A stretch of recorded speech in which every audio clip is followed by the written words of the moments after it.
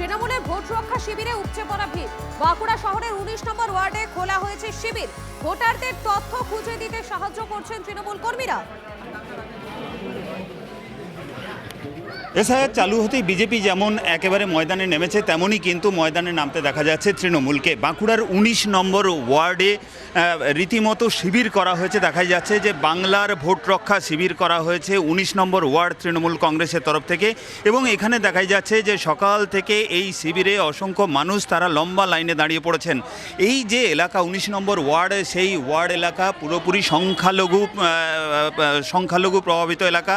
সংখ্যালঘুর সংখ্যা বেশি, এবং যেহেতু এলাকায় অনেকে এমন রয়েছেন যারা এই ফর্মের আদ্যপান্ত কিছুই বুঝে উঠতে পারছেন না। অনেকে বেশ কিছু তথ্য তাদের হাতে নেই। 2002-এর ভোটার লিস্টে তাদের নাম রয়েছে কিনা, বা সেই 2002-এর ভোটার লিস্টে তাদের আত্মীয় স্বজনের কোনো নাম রয়েছে কিনা, সেই বিষয়টাও অনেকে জানেন না। আর তা জানতেই কিন্তু এই শিবিরে সকাল থেকে লম্বা লাইনে দাঁড়িয়ে পড়েছেন অনেকে।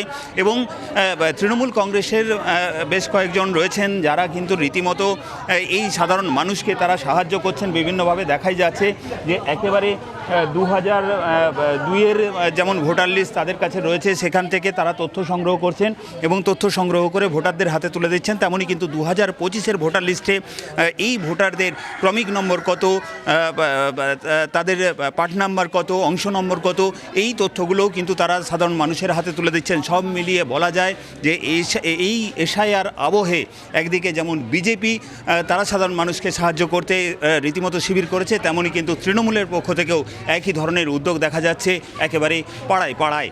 বাঁকুড়া থেকে ক্যামেরায় বোধন কর্মকারের সঙ্গে হীরক মুখার্জি, টিভি 9 বাংলা।